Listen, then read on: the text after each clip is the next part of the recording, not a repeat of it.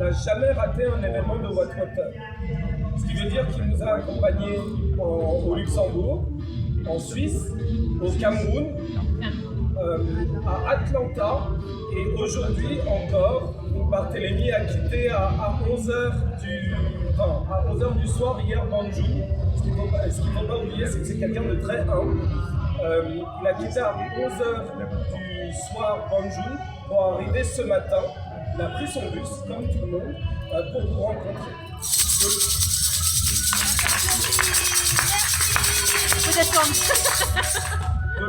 De l'autre côté, pour que vous compreniez un peu qui est Barthélemy Togo. Barthélemy Togo est non seulement l'artiste pour la paix à l'UNESCO, à savoir qu'il y en a un tous les 2 ans, et que sa particularité, c'est que c'est le seul que l'UNESCO ne veut pas voir partir. Donc ça fait déjà 4 ans qu'il est artiste pour la paix à l'UNESCO. C'est également quelqu'un qui a pu exposer au MoMA à New York, qui a pu exposer au Tate à Londres, que j'ai également vu exposer. C'est le premier Africain à avoir exposé à l'intérieur du Louvre, mais dans la pyramide, c'est-à-dire que de l'extérieur, il montrait cet art. Et le même mois, il était à Barcelone en train de faire un Togo versus Picasso. Donc c'est quelqu'un qui est toujours en mouvement, qui n'arrête jamais, mais qui sait être là pour promouvoir l'Afrique à l'extérieur, et quand il revient en Afrique, quand il revient au Cameroun, quand il revient aux sources, il sait également être là devant nous. Donc encore une fois, j'aimerais qu'on l'applaudisse.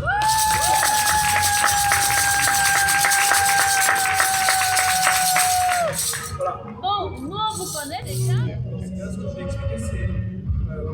je vais vous parler un peu de Whitewater. Vous connaissez Whitewater? Non. Moi, je vais parler de Whitewater. Et sans les artistes, Whitewater n'aurait pas existé. Donc, quand on les appelait, on leur promettait, on ne connaissait pas encore les grands journalistes du Cameroun, mais on leur disait qu'on allait faire tous les efforts pour pouvoir communiquer, c'est-à-dire qu'on mettait déjà énormément d'importance au travail des journalistes. Et là-dessus, je vais insister, il faut savoir que pour ma part, par exemple, dans mon activité de tous les jours, je suis banquier. Et je ne suis pas banquier au Cameroun, je suis banquier en Europe. L'Europe, l'Afrique, ça fonctionne différemment. C'est-à-dire qu'en Afrique, quelqu'un décide d'écrire quelque chose de mauvais sur quelqu'un, si ça, blablabla, parce qu'il y a eu les arrangements et ainsi de suite. Si ça reste au Cameroun, ça va. Parce qu'on sait que c'est juste un article, ça vient, ça part. Quand on est en Europe, quelles que soient les personnes qui sont dans Whitewater ou dans toute organisation et qui ont un métier à côté, si le journaliste prend la décision d'attaquer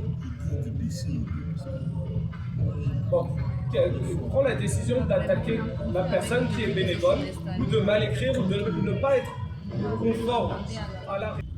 Espagnols participent, Américains participent à cet appel à candidature prestigieux. Et le résultat est donné. Et c'est un artiste camerounais qui a été choisi pour habiller.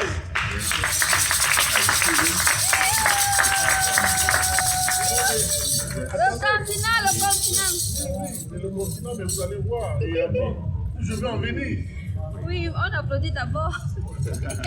Et donc, le travail de cet artiste est sélectionné devant les artistes du monde entier. Oui, champion du monde.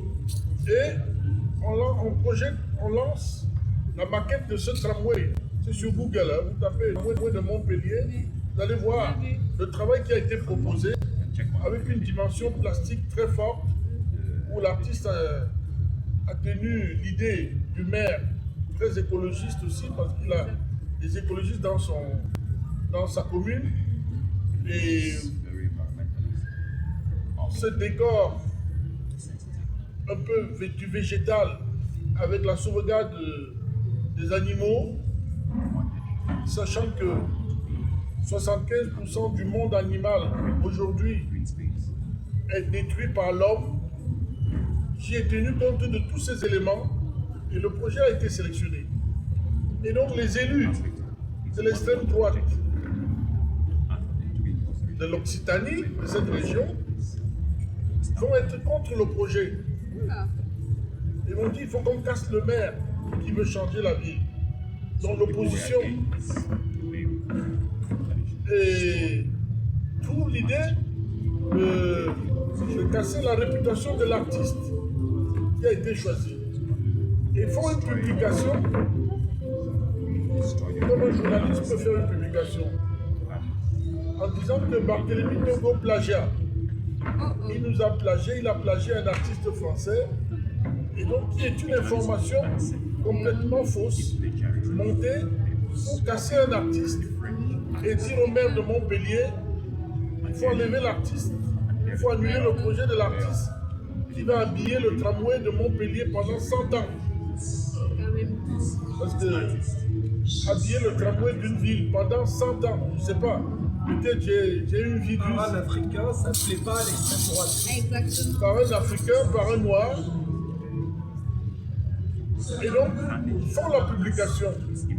Vous voyez que cette publication, seuls les Camerounais, c'est-à-dire que vous là, assis, ont relayé cette fausse publication mensongère pour dire, voilà, il est Bamileke, il vit chez nous au Cameroun, on croit qu'il est le plus grand artiste, et ils ont partagé cette information, c'est-à-dire que ce sont vos grands frères qui vivent ici avec vous à Yaoundé.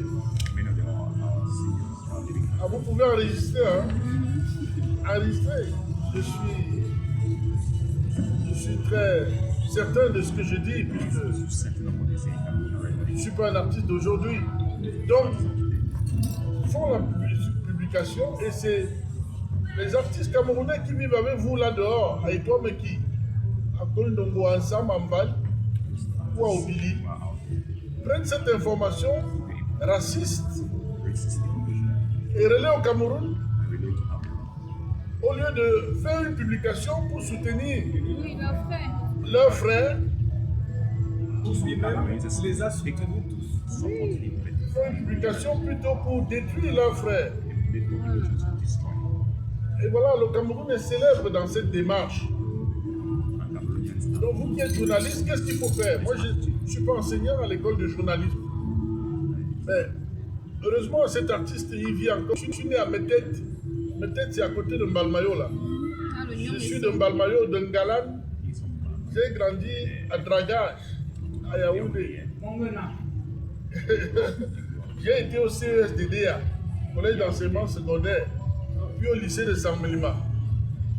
On va sur Facebook, on trouve au moins 6 pages de Barthélemy Togo. C'est moi qui fais mes publications. Vous ne me demandez pas, vous ne m'écrivez pas, je suis vivant, que M. Togo, de quoi il s'agit? Plutôt vos grands frères écrivent, voilà, vous n'en parlez pas beaucoup au Cameroun. Il faut qu'on casse le monument. Vous imaginez? Quelqu'un qui a eu un parcours de 40 ans. Je suis dans la collection du MoMA. À New York. Je suis entré au Louvre. Le Louvre, c'est le plus grand musée de la planète. Actuellement, j'ai une exposition à la Bibliothèque nationale de France. Pour entrer à la Bibliothèque nationale de France et exposer, c'est pas parce qu'on est petit copain de la directrice. C'est pas parce qu'on est homo. C'est pas parce qu'on est lesbienne. C'est complètement faux. C'est le travail. C'est le travail.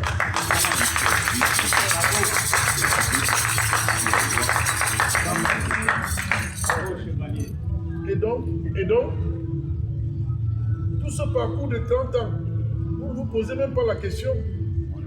Et c'est un artiste, petit frère à moi, que pendant le Covid, le ministère de la Culture est derrière ici. Il y a eu le Covid en Afrique.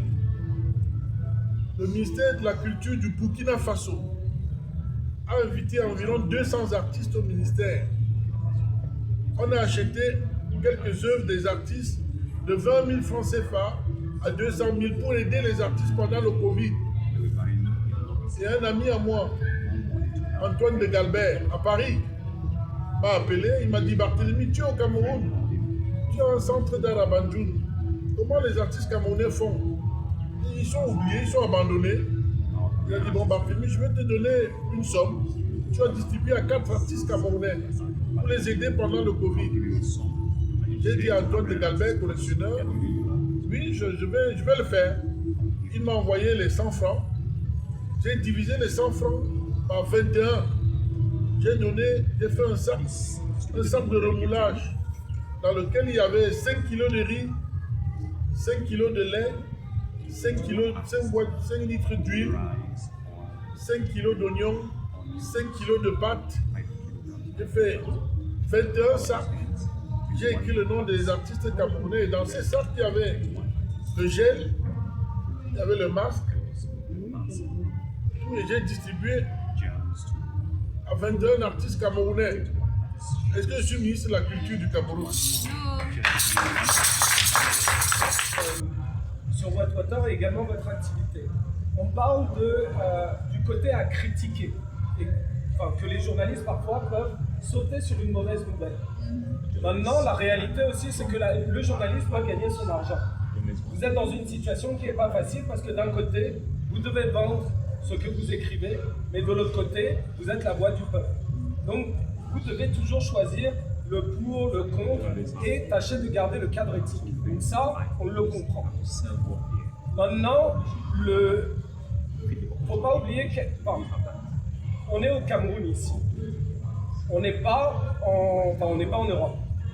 Vous regardez, aujourd'hui, l'une des choses qui impacte le plus les sociétés au niveau mondial, c'est les réseaux sociaux. Les réseaux sociaux sont dictés par des algorithmes. Ces algorithmes sont faits pour la culture occidentale. Elles ne sont pas faites pour nous permettre à nous d'être ensemble, parce qu'on sait être ensemble. Au Cameroun, il y a les valeurs de la famille comme il n'y a plus en Occident depuis. Mais quand on commence à être confronté justement au quotidien, aux réseaux sociaux, aux algorithmes aussi, au ça, nous-mêmes on s'adapte. Maintenant, je vais vous raconter un petit choix que Whitewater a fait. Lorsqu'on s'est créé, on a commencé à communiquer sur les réseaux sociaux, on a commencé à mettre des images dans la presse, dans les ci, dans les ça. On a décidé de toujours communiquer positivement. On a fait nos recherches, on sait très bien que montrer un enfant qui meurt de soif, qui meurt de faim, ça va encourager les personnes de l'Occident à plus donner. On sait également très bien que sur les réseaux sociaux, si on montre justement la pitié, le ci, le ça, en tant qu'association humanitaire, on va avoir plus de follow. Pour autant, en 4 ans, on n'a jamais dérogé. Et Laurentine le sait, il y a une règle essentielle chez nous, on communique toujours positivement. Pourquoi? Parce qu'on communique l'espoir, on communique le bonheur, mais on communique également au reste du monde que le Cameroun peut être fier. Parce qu'on a peut-être pas l'eau, mais il y a tellement de choses qu'on a que les autres n'ont pas. Vous voyez? Donc pareil dans la manière de communiquer. Même si c'est plus simple, c'est plus tentant d'aller sur le négatif, le ci, le ça, même si c'est pas facile de communiquer positivement parce qu'il faut accompagner le changement, si les personnes qui peuvent le plus communiquer aux gens le changement ne le font pas, alors on va faire comment? Je ne sais pas si quelqu'un a une idée, moi je ne sais pas. Mais en tout cas, je sais que les journalistes, je compte énormément sur eux. Que j'aurais rien fait sans Anna Massiga ici, d'autres noms qu'elle connaît.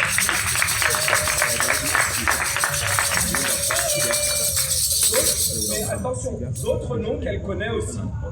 Et c'est des grands journalistes du pays. Pour autant, ces journalistes ont fait quel choix?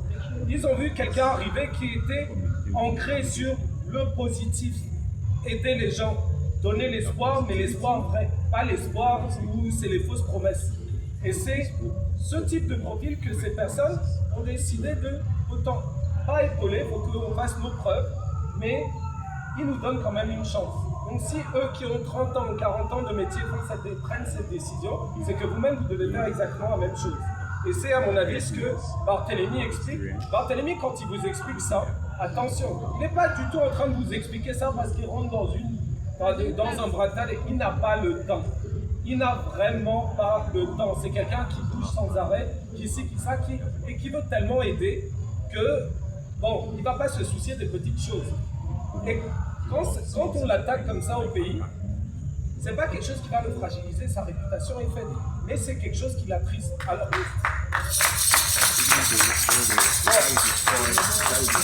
je vais quand même dire que la tristesse fait partie des émotions qui alimentent les artistes là.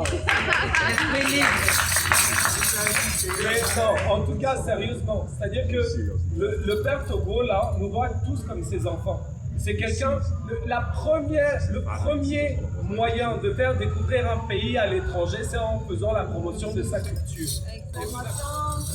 J'ai voulu faire une brève, je dis non, c'est trop petit.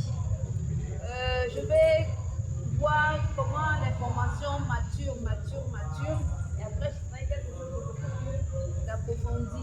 Parce que la fresque, les symboliques et tout, c'est pas juste venir, ah, Barthélemy a été choisi par la mairie, voilà. Pour moi, en fait, pour nous ici, journalistes culturels, ça reste léger. C'est de l'actu chaud qui peut passer. Mais pour qu'on garde vraiment quelque chose de plus précieux et qui valorise et l'homme et le travail, il faut faire également un travail de fond. Donc, pouvoir expliquer la démarche, la thématique et dire que c'est 100 ans, peut-être Barthélemy ne sera plus là. Mais comme on dit, quand on fait des bonnes choses, c'est une longue que qu'on laisse derrière soi et d'autres personnes. Donc, vraiment, merci beaucoup. On est avec des concerts qui n'étaient pas avec nous au début. Donc, il y a une d'elles, Amina, qui nous vient du Niger et qui a une question. Donc, on va aller. Je ne vois pas un artiste africain qui a fait tout ce que j'ai fait. En l'an 2000, je quitte mon atelier à Paris. Je prends Air France, je viens au Cameroun. Je veux construire un musée. Je veux construire ce musée pourquoi? Pour montrer du Togo? Non. Parce que je pense à ce moment-là qu'il y a des lacunes au Cameroun. L'art n'est pas célébré. Et je me suis dit, après 10 années dans les écoles des beaux-arts, j'en ai fait 4 à l'école nationale supérieure des beaux-arts d'Abidjan. 4 années, bac plus 4. J'ai fait 4 années à l'école nationale supérieure d'art de Grenoble. Ça fait 8 ans. 2 années à l'académie des beaux-arts de Düsseldorf. Ça fait 10 ans. Et les 10 années là, je me suis dit, qu'est-ce que je fais avec? Je me suis dit, il faut que je redonne ces 10 années à l'Afrique. Et j'ai toujours fait un appel à tous les Africains de la diaspora, dans tous les domaines. Le domaine de l'éducation, le domaine de la science, le domaine de la médecine, le domaine agricole, le domaine de l'eau, toutes ces connaissances africaines qui sont à l'étranger et qui ont des savoir-faire, de revenir en Afrique, de redonner leur savoir à leur communauté. Et moi, je me suis dit, sur mon lit, dans le 20e arrondissement à Paris, à côté des Nations et du cimetière du Père Lachaise, qu'est-ce que je fais ici à Paris? Lève-toi et va au Cameroun, tu construis un musée. Et je suis venu, j'ai regardé le peuple camerounais, c'est le pays le plus compliqué de la planète. Un terrain à Yaoundé, un bon terrain dans un bon quartier, vous n'êtes pas sûr d'être le propriétaire. C'est la même chose à Douala. Et je me suis dit, aujourd'hui j'ai 30 ans, à l'époque j'ai 30 ans, j'ai de l'énergie, je peux taper les papins moi-même. Demain je n'aurai plus 30 ans, et je ne pourrai plus taper les papins. Moi j'ai envie de construire le musée là maintenant. J'ai pris l'avion, j'ai mis Yaoundé à côté parce que je ne suis pas sûr d'être le propriétaire d'un terrain à Biémassi ou à Bastos ou au Golfe. J'ai fui Douala parce que il y a des problèmes familiaux sur les terrains à Bonapriso ou à Monanjo. Je suis allé où il y a la sépulture de mon père. Mon père est enterré là-bas. Et j'ai lancé une fondation, un projet de 300 000 €, sans aucune subvention de la France, sans aucune subvention du Cameroun. Je ne sais pas où se trouve le Cameroun. Sans aucune subvention de l'Allemagne. J'ai sorti 300 000 € que j'ai gagné dans le champ de l'art. J'ai dit, qu'est-ce que je fais avec? Qu'est-ce que je fais avec 300 000 €? Je vais m'acheter une Cadillac ou je vais m'acheter... Quoi? Je me suis dit, il faut redonner ça à l'art. C'est comme ça que j'ai construit Banjul Station. Est-ce que Banjul Station a déjà fait un jour une exposition individuelle de Barthélemy Togo? Jamais. Mais les gens David Côte, tous les jeunes artistes camerounais sont passés à Banjul Station. Il me fallait être actif dans mon pays redonnons quelque chose que j'ai gagné dans le champ de l'art à mon pays. Et j'en ai toujours appelé aux footballeurs de revenir dans leur village, construire des terrains de sport, de gymnastique, des gens qui ont fait de l'agronomie, d'aller dans leur village, aider les villageois à l'agriculture moderne et d'interdire les pesticides, ainsi de suite. Ce que j'ai fait pour le Cameroun, vous ne savez pas, mais allez sur Google, prenez le temps et regardez. Ce que James Bokobi, mon camarade de classe à l'École nationale supérieure des beaux-arts d'Abidjan, a fait. Ce que le professeur Yacouba Konaté a fait. Moi, j'en ai fait 20 en Afrique. Je donne au moins 12 bourses aux Africains par an. Allez sur la page de Banjul Station. Vous allez voir, Barthélemy Togo donne 2 bourses pour aller au festival sur le fleuve Niger, à Ségou au Mali.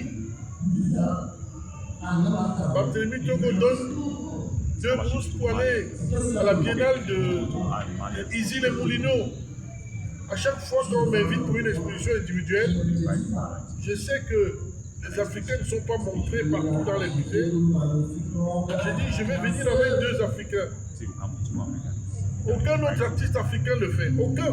S'il y a un qui le fait, donnez-moi son nom ici. Mais je le fais pourquoi? Parce que c'est une envie personnelle de générosité que je veux faire. Les Yvon Gassam, Jean-David Gott, tous ces jeunes artistes camerounais sont passés à Banjul Station. Ils ont eu un espace d'exposition contemporain aux normes internationales, avec un mur de 4 mètres de hauteur et avec un mur qui est de contreplaqué doublé. Voici le musée du Cameroun, ils n'ont pas ces murs-là ici, les dames. Ils ont les murs en briques où il faut percer ou accrocher une œuvre. Oh, j'ai recouvert les 4 étages de Banjul Station avec du contreplaqué de 2 cm pour qu'on puisse accrocher les œuvres. Ça, c'est quelque chose que j'ai fait pour l'Afrique, pour le Cameroun. Bref, je ne veux pas être long, mais...